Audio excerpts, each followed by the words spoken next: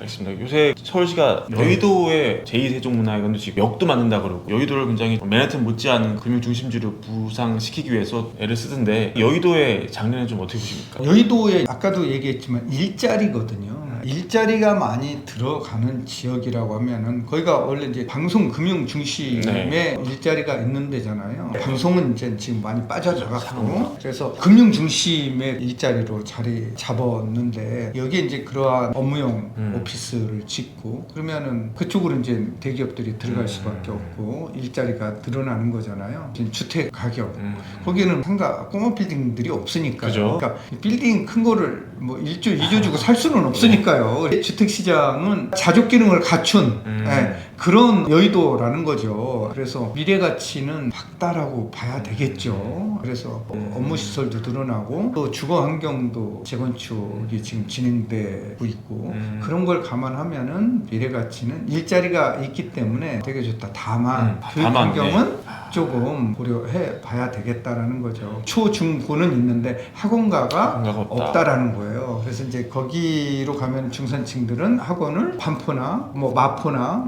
뭐 이런 데로 보내야 되고 심지어는 대치동까지 보내야 되는 이런 상황이죠. 그런 걸 고려하면은 초, 중, 고생들 자녀가 있는 가정들은 고민을 조금 해야 되겠죠. 이 대표님이 부자들 상담 많이 하시잖아요. 네. 이분들의 생각을 들으면 앞으로 서울의 부의 흐름이 어떻게 흘러갈지를 알 수 있을 텐데 뭐 강남은 당연히 좋고요. 뭐 압구정 비롯해서 반포 다 좋고 지금 한남 뉴타운이 또 막 뜨고 있지 않습니까? 네네.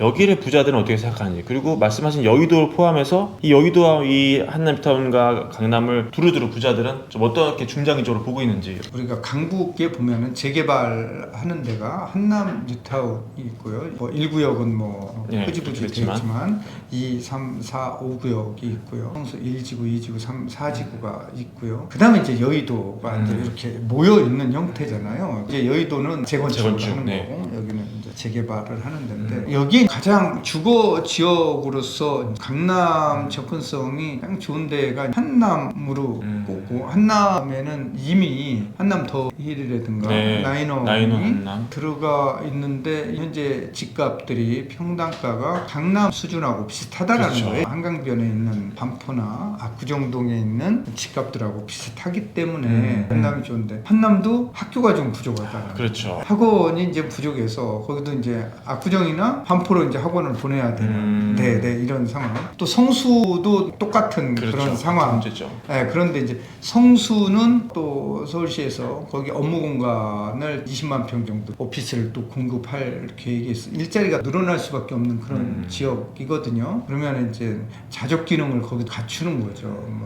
그래서 거기에 보면은 트리마제 같은 경우도 가격이 1억 선에 육박하고 있거든요. 1, 2, 3, 4지구도 한강 이제 조망이 되는 지역이기 때문에 여기도 이제 만만치 않은 지역이고 여의도도 또 아까 뭐 얘기한 대로 그래서 이제 요 세 지역에서 강북에 어디가 1등이냐 어디가 2등이냐 이거 본인 취향에 의해서 가는데 대표님의 생각은 어떻습니까? 그게 성수도 이게 트리마제와 갤러리 프레가 있고 한남도 나인원 한남과 한남도 있고 각자 다 시그니처들이 있어요. 다 이제 만들어질 거고요.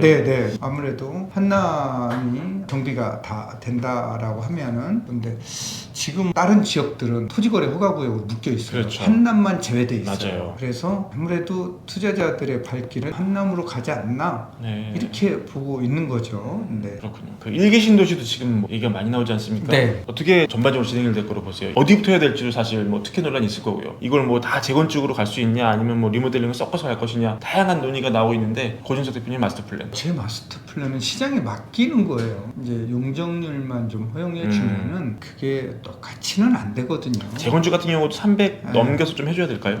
조금 넘겨서 해줘요. 그래야 이제 주택 공급이 좀 더 되니까. 그래서 우리가 신도시 하나를 만들면은 시간, 기반 시설 만들어야지 돈 뭐 이런 게 엄청 들어가거든요. 근데 민간에 맡겨놓으면은 용적률만 조금 허용해주고 인허가 절차만 간단하게 해준다라고 하면은 똑같이 해서 똑같이 짓는 게 아니라 조합원들 총회를 또 거쳐야 되잖아요. 뭐 10개 동이 있으면 10개 동 사람들의 재건축 할래 안 할래 물어봐서 80% 동의, 또 각 동마다도 5분의 4 동의가 맡아줘야 되는 거니까요. 그러니까 이런 절차를 거치는데 천편일률적으로 그렇죠. 똑같이 시작해서 똑같이 끝나는 건 아니거든요. A단지가 먼저 시작했더라도 입주는 제일 늦게 할 수 있어요. 예.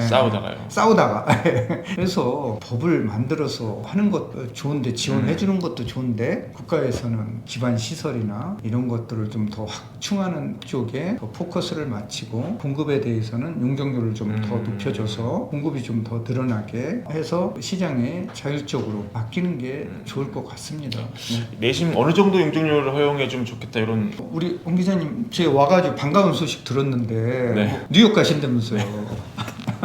뉴욕의 주택 용적률은 얼마인 줄 아세요? 사실 잘 모르겠습니다. 1800%예요. 1800%예요? 네, 네. 와, 진짜 높네요. 한국에서 용적률이 제일 높은 게 상업 지역의 네. 중심 상업지구인데 여기가 1500%예요. 그래서 그런 걸 감안하면은 우리나라 주거지역 중에 준주거지역이 500%잖아요. 네.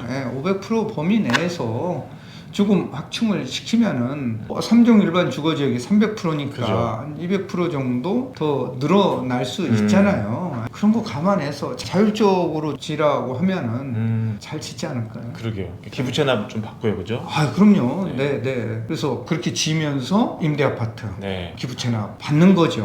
뭐 도로가 작은 데는 도로 면적 좀 도로 넓히면서 그 땅을 좀 기부채납 받는 거죠. 그런데 이거를 법까지 만들려고 하니까 굉장히 힘들고 오래 걸리고 그죠. 네, 그러는 것 같아요. 그래서 뭐든지 시장 경제에 맡기는 게 좋은 것 같아요. 알겠습니다. 이 서울 얘기 우리 많이 해봤으니까 서울 수도권 떠나서 세종 대구 얘기 한번 해보겠습니다. 세종 대구가 사실은 굉장히 많이 떨어졌다가 지금은 이제 방향성을 새로 잡기 위해서 꿈틀꿈틀 되는 것 같은데 어떻게 보십니까? 좀 더 떨어져야 될 거예요? 아니면은 이 정도면 거의 바닥에 왔다? 아니면 세종과 대구는 좀 다르다? 어떻게 보십니까? 다르죠. 세종과 대구는 조금 다르고요. 세종은 일자리가 있는 데잖아요.